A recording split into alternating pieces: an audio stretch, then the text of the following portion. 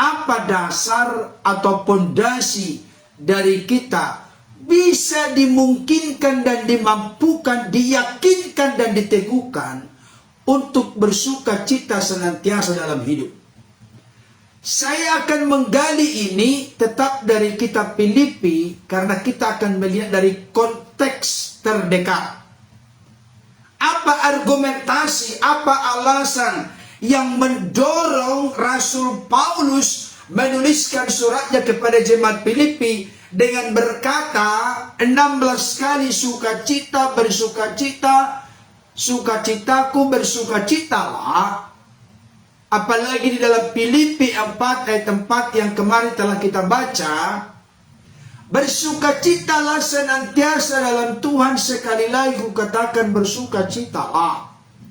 Apa dasarnya? Apa argumentasinya? Apa yang menjadi pondasi? Ibarat sebuah rumah, Bapak Ibu Saudara, yang kita sudah tahu bersama. Rumah itu bangunannya akan menjadi kokoh. Sekalipun turun hujan, datang banjir, angin melanda, rumah itu tidak menjadi roboh, tidak menjadi rusak, tidak menjadi hebat kerusakannya. Karena dibangun di dalam pondasi dan dasar yang kokoh, yaitu di atas dasar batu. Jangan sampai dasar kehidupan kita ini dibangun di atas dasar pasir. Kenapa? Karena ketika turun hujan, datang banjir, angin melanda, maka rumah itu akan menjadi roboh dan sangat hebat kerusakannya. Itu sebabnya saya sampaikan kepada kita Bapak Ibu Saudara, mari saat ini kita disadarkan, diteguhkan dan diingatkan untuk benar-benar sungguh-sungguh meyakini, mengerti, mempercayai, memahami dengan sangat-sangat serius dan teliti apa dasar kita bersuka cita. Saya akan bacakan untuk kita bagian firman Tuhan dari Filipi pasal 3 ayat 7 sampai 8. Ini dasar yang pertama. Tolong jangan abaikan, jangan pandang sebelah mata, jangan remehkan bagian firman Tuhan ini. Kalau saudara dan saya menangkap hal ini, maka apapun angin puting beliung, badai yang menerpa, persoalan yang begitu berat dan besar tidak akan memisahkan kita dari kasih kepada Tuhan dan kasih Tuhan kepada kita. Filipi pasal 3 ayat 7 sampai 8. Dikatakan demikian. Tetapi apa yang dahulu merupakan keuntungan bagiku, sekarang kuanggap rugi karena Kristus. Malahan segala sesuatu kuanggap rugi karena pengenalan akan Kristus Yesus Tuhanku lebih mulia daripada semuanya. Oleh karena dialah, maksudnya oleh karena Kristuslah, aku telah melepaskan semuanya itu dan menganggapnya sampah supaya aku memperoleh Kristus. Wow, luar biasa. Saudara dikasihi Tuhan, saya sudah sampaikan kemarin, Rasul Paulus menuliskan suratnya ini ketika beliau sedang ada dalam penjara di Roma. Beliau dipenjarakan karena Kristus. Beliau dipenjarakan karena kebenaran. Beliau dipenjarakan oleh karena Injil, kabar baik, kabar yang menyelamatkan, melepaskan, memerdekakan, menyembuhkan, memulihkan, bahkan mendamaikan manusia yang berdosa dengan Allah yang Maha Kudus. Dengarkan baik, Rasul Paulus tidak takut dipenjara, bahkan rela masuk penjara oleh karena aturan yang tidak menyukai Injil di zaman itu. Itu semua bukan karena melakukan pembunuhan berencana, bukan karena melakukan tindakan kriminal, sebuah kejahatan, korupsi, dan lain sebagainya. Dia dipenjara oleh karena Kristus. Bayangkan, tetap dia bersuka cita padahal dia dipenjara karena Kristus. Berarti apa yang dikenal, apa yang dimengerti, apa yang dipercayai, apa yang dipegang teguh, yang merubah, memporak-porandakan sifat watak karakter Rasul Paulus di masa lalu yang namanya masih Saulus itu, maka dia merasakan perubahan yang sangat radikal. Ada reformasi, ada transformasi, ada pembaharuan, ada pemulihan yang dirasakan Rasul Paulus ketika dia berjumpa dan mengalami pengalaman pribadi dengan Kristus. Saya mau mengingatkan kepada Bapak Ibu Saudara, dan tidak jemu-jemu, tidak bosan-bosannya saya mengingatkan. Dengarkan baik. Rasul Paulus mengatakan, semua yang merupakan keuntungan bagiku, semuanya itu kuanggap sampah dan rugi oleh karena pengenalan akan Kristus Yesus Tuhanku lebih mulia, lebih istimewa, lebih berharga daripada semuanya itu. Nangkap maksudnya? Saya kasih tahu, ada banyak orang Kristen tidak menghayati secara dalam tentang hal ini. Orang Kristen itu bersungut-sungut, tawar hati, putus asa, kecewa, tinggalkan Tuhan, marah kepada orang lain, marah kepada situasi, kondisi, dan keadaan. Karena lupa bahwa saudara dan saya, kita semua telah memiliki harta yang paling berharga dalam hidup ini. Saya kasih tahu, apapun yang dipercayakan Tuhan kepada kita di tengah-tengah dunia ini, itu semuanya bersifat semu dan sementara. Tidak ada yang kekal. Termasuk hidup kita ini seperti uap yang sebentar saja kelihatan lalu lenyap. Artinya hidup kita ini singkat, hidup kita ini pendek. Tapi roh kita, jiwa kita yang telah ditebus, yang telah diselamatkan, itu memiliki nilai kekekalan. Kita hanya hidup, bukan hanya hidup di dunia ini, tapi juga ada yang namanya dunia yang akan datang. Dan orang bisa menikmati dunia yang akan datang, tidak ada jalan lain. Banyak jalan ke Roma, tapi jalan ke sorga hanya satu. Pintunya hanya satu. Yesus berkata, akulah pintu itu. Yesus juga berkata, akulah jalan kebenaran dan kehidupan. Tidak ada seorang pun yang datang atau sampai kepada Bapa kalau tidak melalui aku. Kata Yesus dengan sangat tegas. Mana ada tokoh di dunia ini, siapapun dia, sebesar apapun dia, setinggi apapun dia, sebanyak apapun pengikutnya, tidak ada yang berani mengklaim akulah jalan kebenaran dan hidup. Tidak ada seorang pun yang sampai kepada Bapa kalau tidak melalui aku. Saudara dikasih Tuhan, Yesus juga pernah berkata, buat apa seorang memiliki seluruh isi dunia kalau ia kehilangan nyawanya, kalau ia kehilangan hidupnya, kalau ia kehilangan jiwanya, kalau ia kehilangan keselamatannya. Dengan kata lain, saya mau sampaikan kepada Bapak Ibu Saudara, sebenarnya saya tahu di antara kita banyak yang sudah tahu dan mengerti hal ini. Tapi seringkali kita melupakan, sehingga kita menjadi pribadi yang rapuh, pribadi yang lemah, pribadi yang mudah bersungut-sungut, pribadi yang tawar hati. Karena kita tidak ingat, kita tidak sadar, kita telah memiliki harta yang terbesar, harta yang termulia, harta yang teristimewa, yang tidak bisa dibeli oleh seluruh harta di dunia ini, yaitu keselamatan yang pasti, bukan mudah-mudahan, di dalam Yesus Kristus. Saudara dikasih Tuhan, mari ingat bersama ini. Agama tidak menyelamatkan, perbuatan baik tidak menyelamatkan, filsafat tidak menyelamatkan, pengetahuan tidak menyelamatkan. Karena apa? Karena status manusia yang telah jatuh ke dalam dosa. Tidak ada manusia di dunia ini yang bisa memperbaiki dirinya dari status yang jatuh ke dalam dosa. Tolong dimengerti dan dipahami. Konteks di Kristenan, dosa itu bukan hanya menyontek, mencuri, membunuh, korupsi, dan lain sebagainya. Itu adalah buah dari dosa. Dosa itu adalah bahasa Yunani hamartia.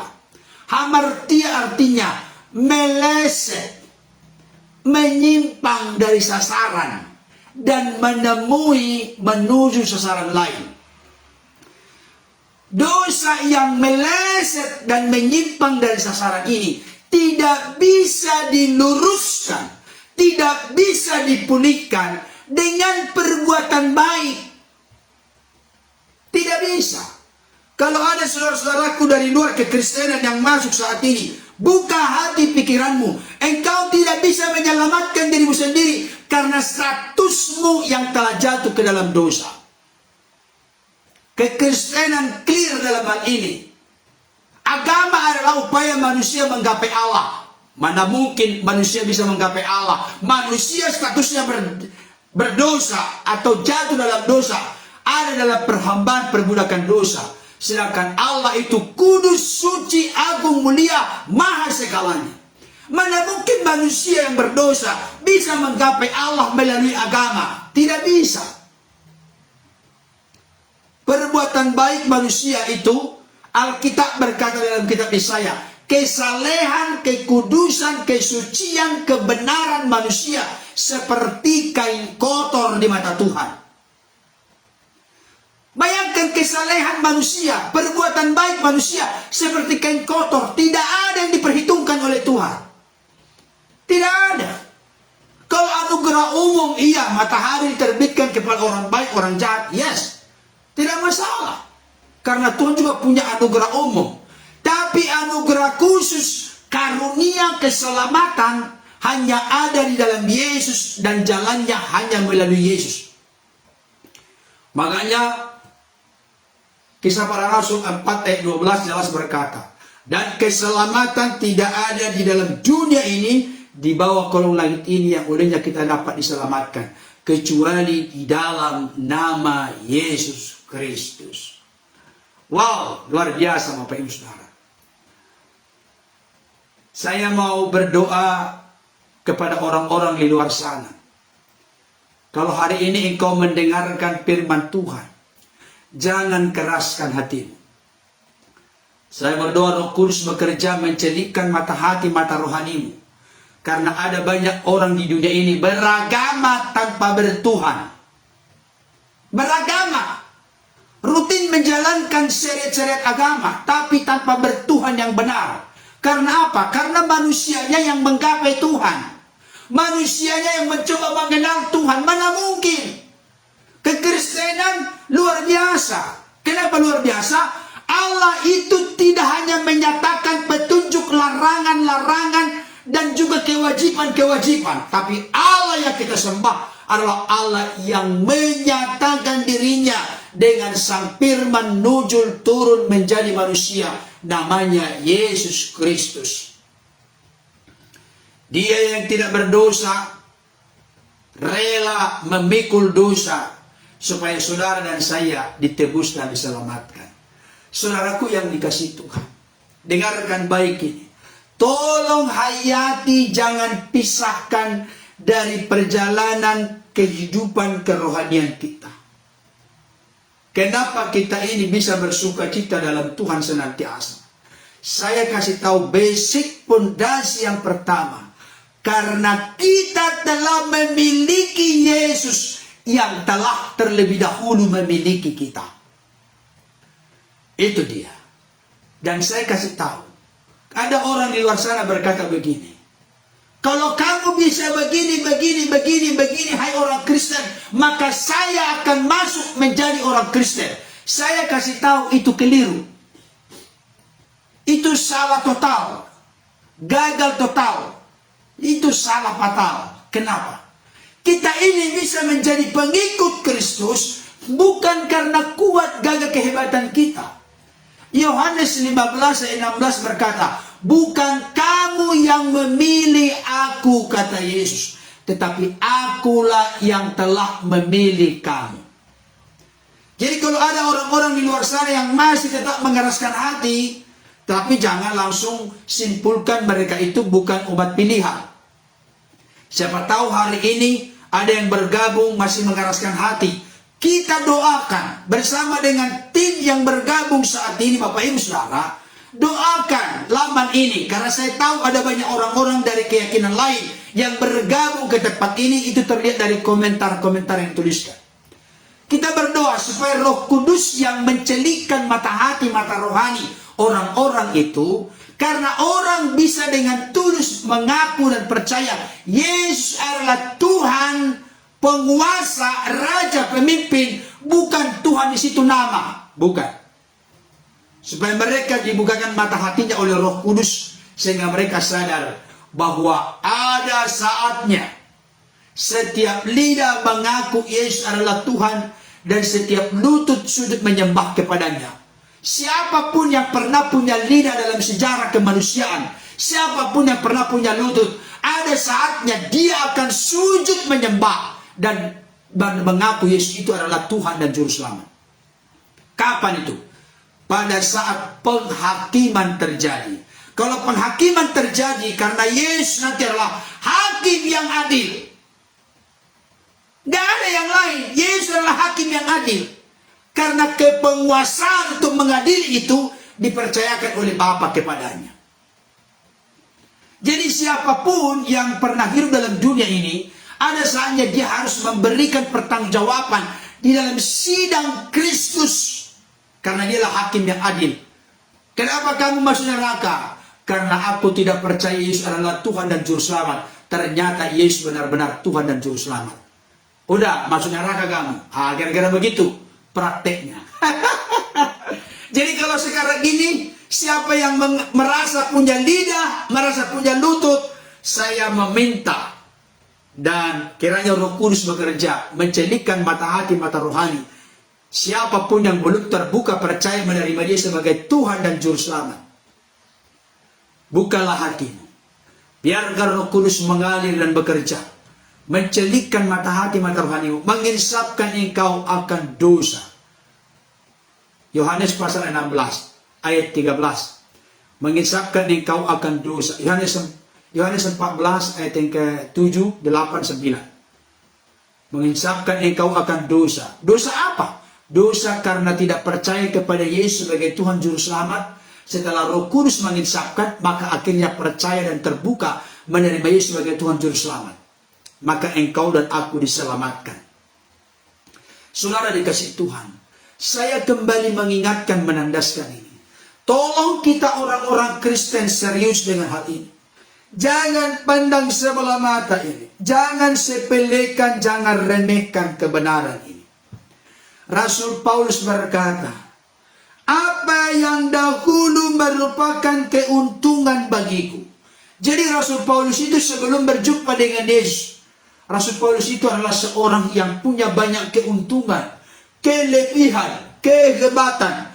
Kalau kita nanti melihat dalam ayat sebelumnya, ayat yang keempat, kita lihat dulu apa yang menjadi keuntungan, kelebihan, kehebatan seorang Rasul Paulus.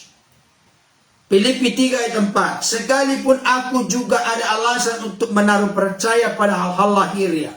Jika ada orang lain menyangka dapat menaruh percaya pada hal-hal lahiriah, aku lebih lagi. Perhatikan.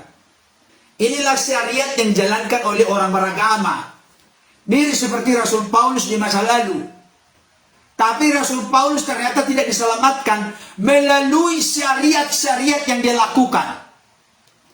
Dia diselamatkan bukan karena melakukan syariat-syariat dengan lengkap dan sempurna, tidak ada bolong-bolong. Tapi ternyata itu semua tidak menyelamatkan. Yang menyelamatkan adalah pribadi dari Sang Firman yang nujul menjadi manusia, yang mati di kayu salib menurut fakta Alkitab dan fakta historis, fakta sejarah dari orang-orang yang tidak percaya kepada Yesus. Orang tidak percaya kepada kepada Yesus, tapi menuliskan tentang fakta sejarah. Berarti dia seorang yang akademisi, jujur menuliskan apa adanya sekalipun dia tidak percaya. Maka itu lebih dipercaya. Kalau orang percaya yang menuliskan Yesus itu mati di kayu salib, bangkit pada hari ketiga, maka itu bisa juga nanti dikatakan, ya udah kamu kan percaya. Tapi kalau orang yang tidak percaya seperti Flavius Josephus, ahli sejarah Yahudi yang sangat terkenal itu, menuliskan bahwa ada seorang yang disalibkan dan mati bangkit.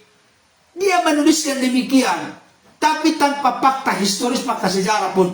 Alkitab, Matius, Markus, Lukas, Yohanes, termasuk surat-surat, menuliskan dengan sangat transparan, jam demi jam, jam berapa ditangkap, jam berapa dibawa ke Golgota, jam berapa mati, jam berapa terjadi gempa yang dahsyat, tali bait Allah terbelah dua. Semuanya dituliskan, direkam sedetail mungkin. Tapi kalau ada kepercayaan, abad ke-6, abad ke-7 berkata Yesus tidak disalibkan, ya sudah, itu menurut keyakinanmu. Kami tidak pernah ragu sedikit pun tentang Yesus itu disalibkan. Bukan Yudas yang disalibkan. Mana mungkin Yudas yang disalibkan? Masa di kayu salib Yudas berkata, ya Bapa, ampunilah mereka, sebab mereka tidak tahu apa mereka perbuat. Mana mungkin Yudas berkata demikian di kayu salib? Orang Yudas itu tidak pernah lurus motivasinya mengikuti Yesus. Makanya dia jadi pengkhianat. Mengkhianati gurunya, mengkhianati Yesus sebagai Tuhan. Saudaraku yang dikasihi Tuhan, tidak mungkin. Jadi fakta sejarah, fakta historis, fakta Alkitab menunjukkan dengan jelas Yesus benar-benar mati dengan cara disalib, benar-benar dikuburkan, benar-benar bangkit pada hari ketiga.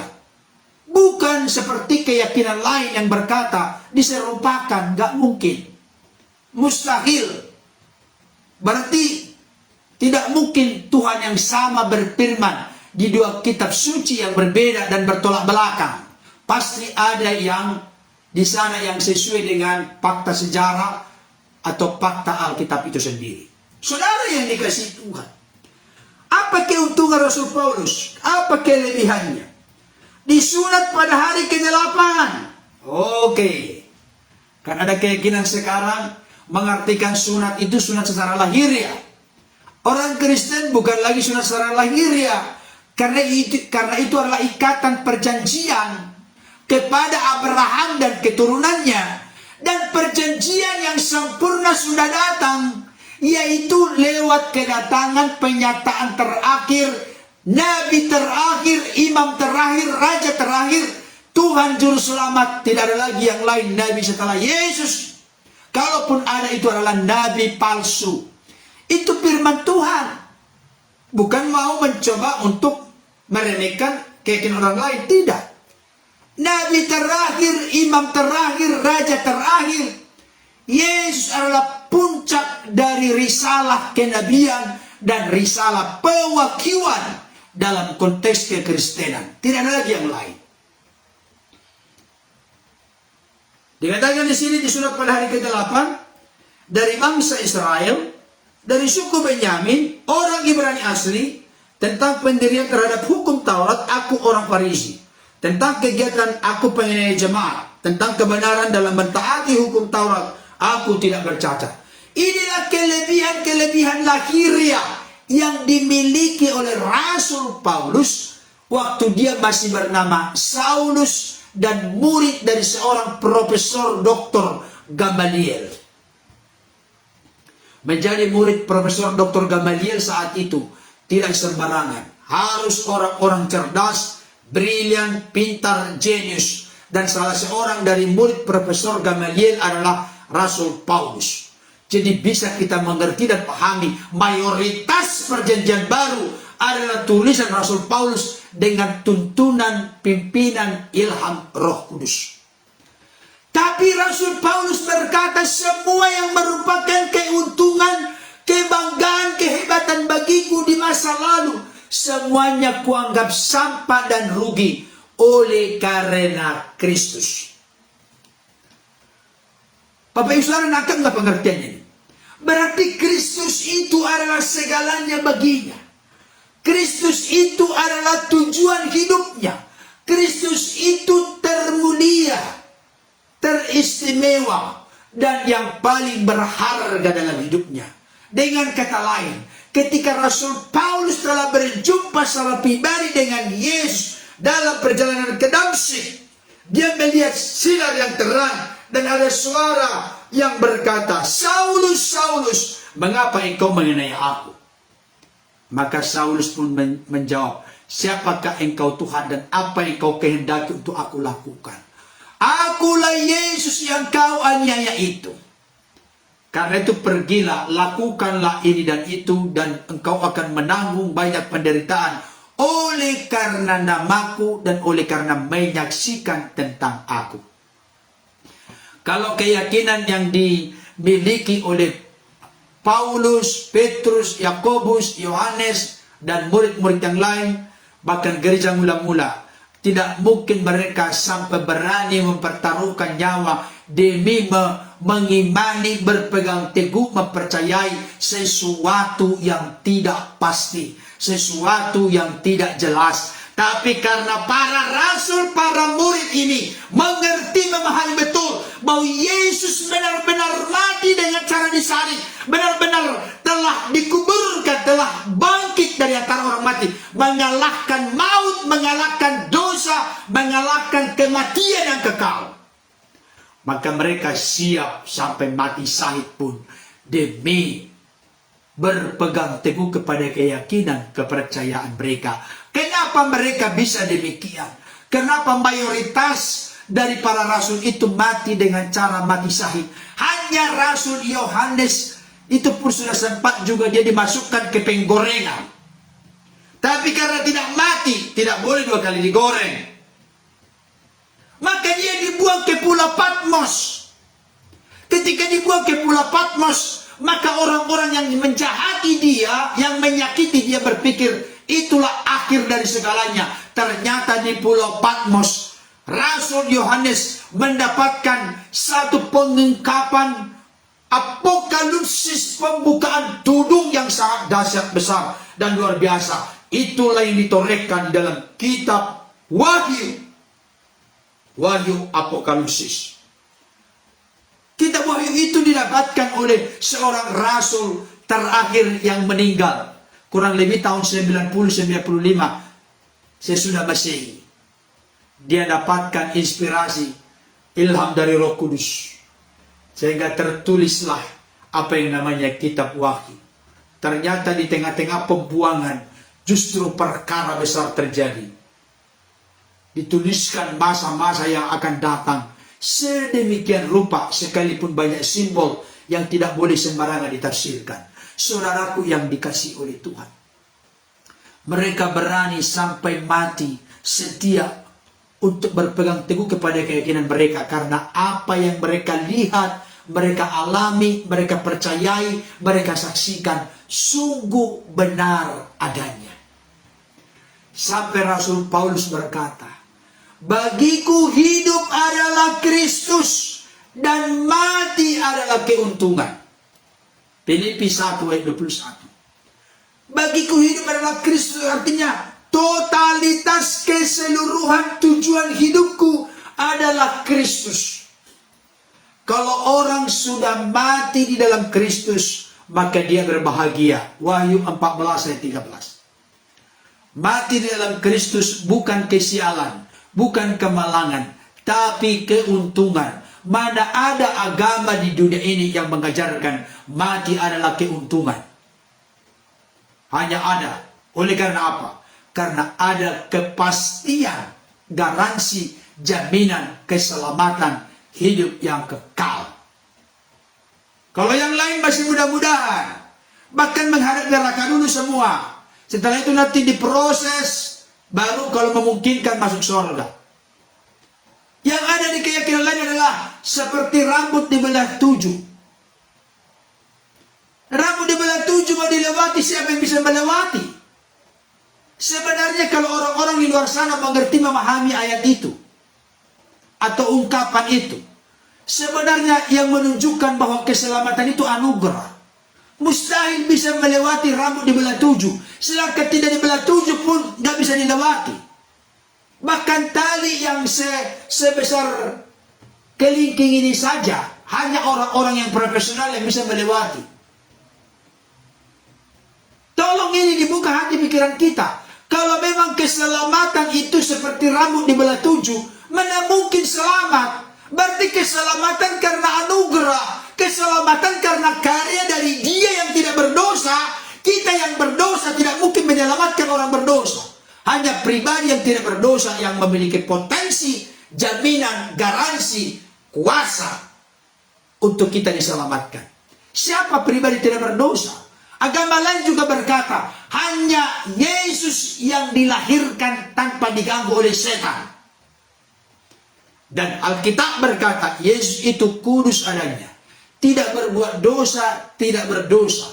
Maka hanya pribadi yang tidak berdosa, yang kita yakini dan percayai dengan sungguh, sanggup menyelamatkan, menebus kita dari dosa. Maka saudara-saudaraku yang dikasihi Tuhan, orang-orang Kristen yang sudah terbuka hatimu percaya kepada Yesus sebagai Lord, Kurios, Tuhan, penguasa, Raja, Juru Selamat dalam hidupmu.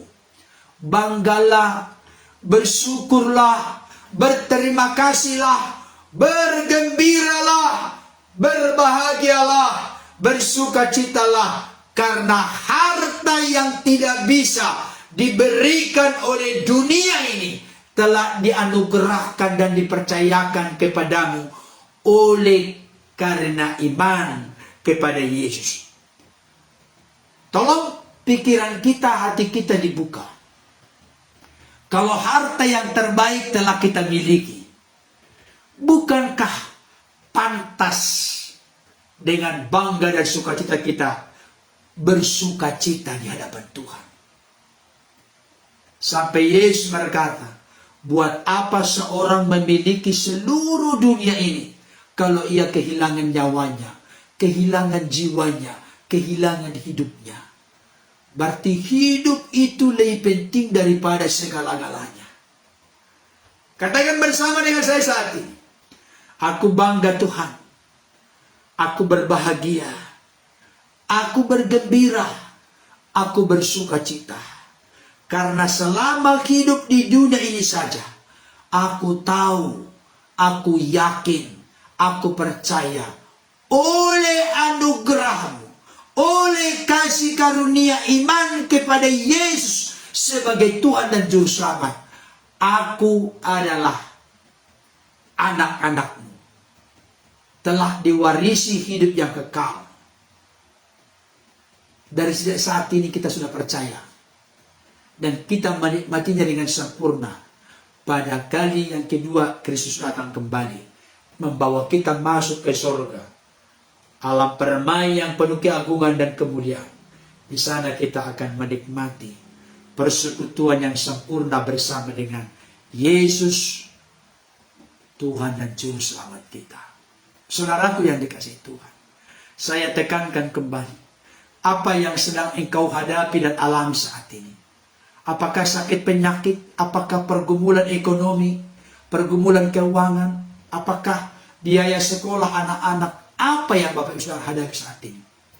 Saya tidak sedang mensugesti atau menghipnotis, karena saya tidak tahu menghipnotis.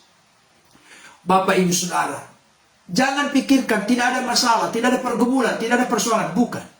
Memang realita kenyataannya ada masalah, ada beban berat, beban besar, ada pergumulan, ada tekanan yang menimpa hidup kita.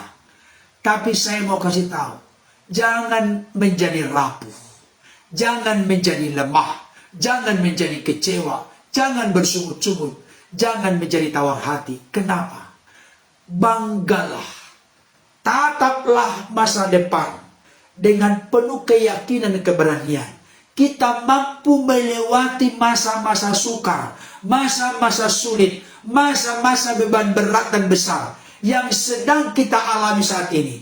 Karena kita punya potensi, punya kekuatan, punya power yang sangat besar. Saudara dan saya telah memiliki Yesus yang telah memilih kita. Yesus telah memilih kita menjadi orang-orang yang ditebus, dibenarkan, diampuni, didamaikan dengan Bapa, diselamatkan, ditebus, dimerdekakan dari perhambaan perbudakan dosa. Kita bukan lagi hamba dosa, kita adalah hamba kebenaran. Kita bukan lagi anak-anak dunia ini, tapi kita anak-anak Allah dan ahli waris kekal dalam kerajaannya. Bersyukurlah karena engkau telah berjumpa dengan Yesus, mengalami pengalaman pribadi dengan Yesus. Inilah harta kita yang pertama. Inilah modal aset kita yang pertama. Kita bisa senantiasa bersuka cita dalam Tuhan, dalam situasi, kondisi, keadaan apapun. Saya bacakan untuk kita bagian terakhir. 1 Petrus 1 ayat 18 sampai 19. 1 Petrus 1 18 sampai 19. Dikatakan demikian. Sebab kamu tahu bahwa kamu telah ditebus dari cara hidupmu yang sia-sia, yang kamu warisi dari nenek moyangmu.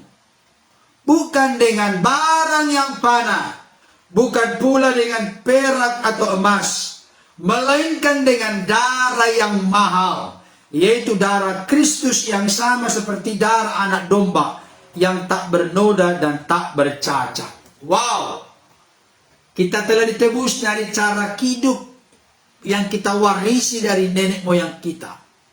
Bukan dengan barang yang panah, bukan dengan perak dan emas, tetapi dengan darah yang mahal, darah Yesus Kristus yang tertumpah di kayu salib, menyucikan, menguduskan, membenarkan, mengampuni, bahkan menebus kita dari dosa, kematian kekal, dan dari jeratan kuasa-kuasa dunia.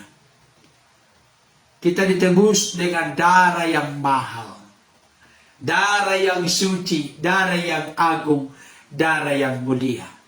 Ditebus dari perhambaan perbudakan dosa. Dengan jalan apa Bapak Ibu Saudara? Dengan jalan Yesus taat, bahkan sampai taat mati di kayu salib. Orang-orang di luar sana berkata, Yesus kalian terkutuk. Kenapa terkutuk? Karena digantung di kayu salib. Apa argumentasimu? Karena Galatia 3 ayat 13 berkata, terkutuklah dia yang tergantung di kayu salib. Benar, Yesus memang rela menjadi terkutuk demi menebus saudara dan saya yang tidak mampu, tidak berdaya untuk melepaskan kita dari kutuk dosa, perhambaan perbudakan dosa. Tapi dengan kerelaannya mati di kayu salib, dia rela jadi apapun demi kasih Bapa yang begitu besar. Yohanes 3:16. Karena begitu besar kasih Allah akan dunia ini, sehingga ia telah mengaruniakan anaknya yang tunggal, supaya barang siapa yang percaya kepadanya tidak binasa, melainkan beroleh hidup yang kekal.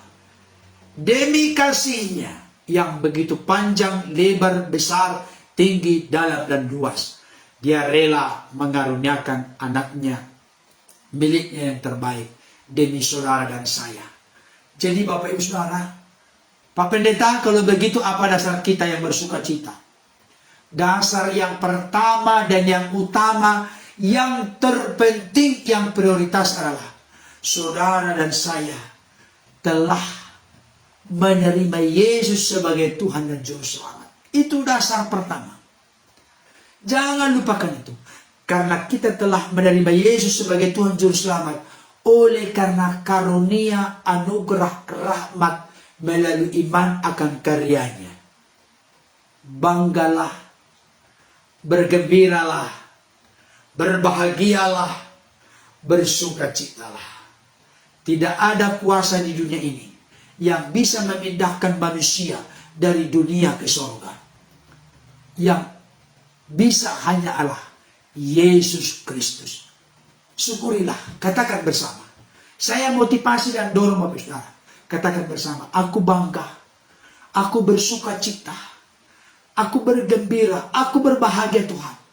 Aku akan tetap berjuang dan bertahan dalam hidup ini.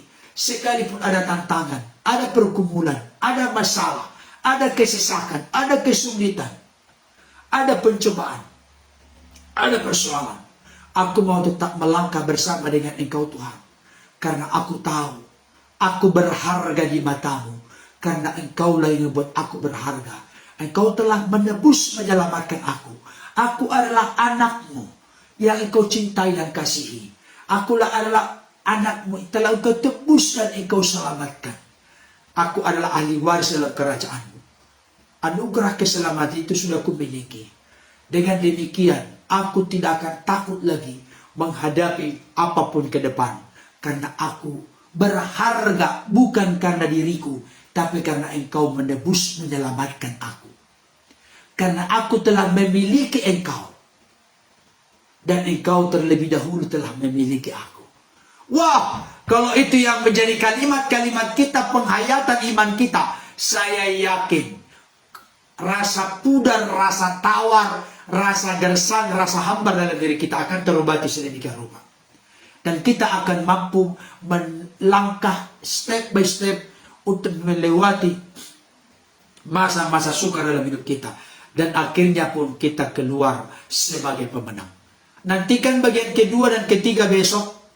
Kita akan bahas apa yang menjadi dasar dan fondasi kita bersukacita senantiasa dalam Tuhan. Yang pertama, karena kita telah ditebus dan diselamatkan, karena kita telah dimiliki oleh Yesus dan memiliki Yesus, maka kepastian hidup yang kekal menjadi bagian yang terintegrasi menyatu di dalamnya.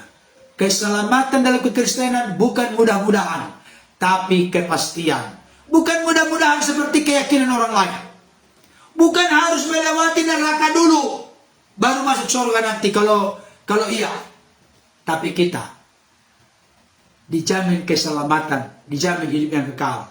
Surga menjadi bagian yang tidak terpisahkan dalam hidup kita, yang telah dimiliki, dipilih oleh Yesus, dan yang telah memiliki Yesus. Selamat menjalankan kegiatan aktivitas sepanjang hari ini. Tuhan Yesus memberkati. Amin.